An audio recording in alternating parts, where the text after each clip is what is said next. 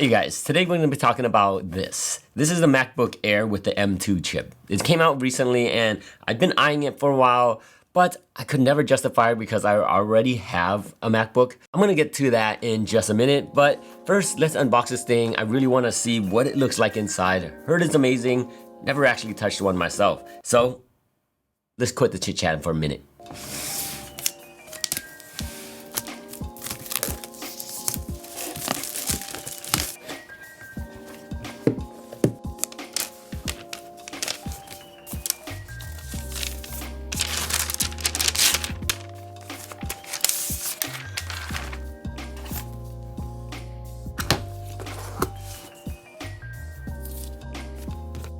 This right here is the new MacBook Air M2. I love this color. It's a different color than what a MacBook usually do. They usually have that space gray and then also that silver kind of look. This one is beautiful and I love the way it looks. I love how dark it is and I love just like that midnight blue kind of tone to it. Super dope.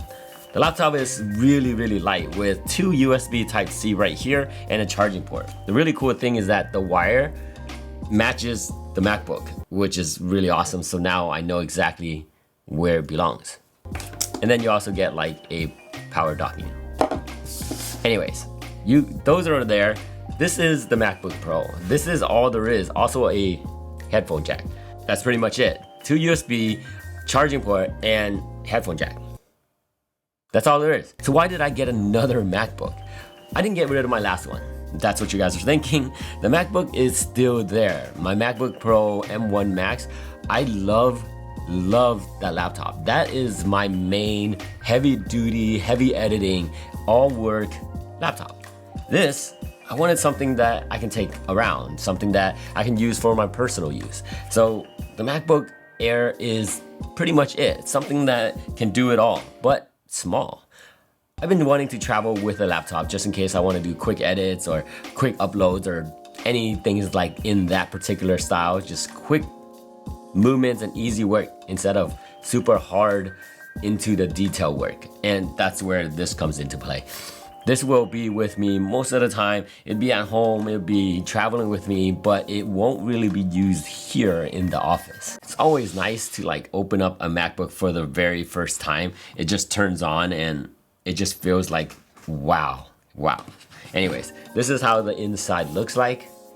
It has a nice blue with black keyboard, super cool looking, kind of like setup, kind of the color. I really dig this color. I love the fact that it's the black keyboards. Must have that fingerprint scanner, especially on laptops that I carry around all the time. This is the 13-inch. See, it's nice, it's perfect. Yes, there's a notch right there, but whatever. We should be over the notch by now, right? I really love the fact that it's dark because look, the laptop's dark, it makes the screen pops out so nicely. Don't you guys think so? This is by far, I think, the best looking MacBook I've had in a while. I'm super happy that they actually changed the way the old MacBook Air looks. I didn't really like the fact that it pinched down into that tiny point. Remember how the old MacBook Air used to look? I love the fact that this kind of just looks like a regular laptop. It does pinch down a little bit. It is smaller on this side than it is here, but it's not so much where it used to be like super tiny.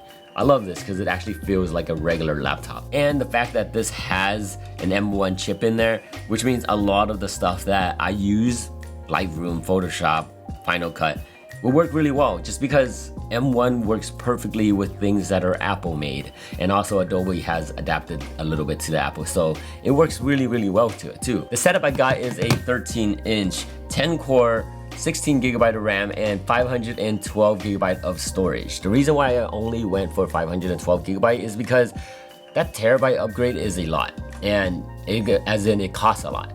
And I have external hard drive that I can just plug in here and use. So I don't really need a terabyte. 512 is perfect for something that I plan to use with this. Just in the right spot.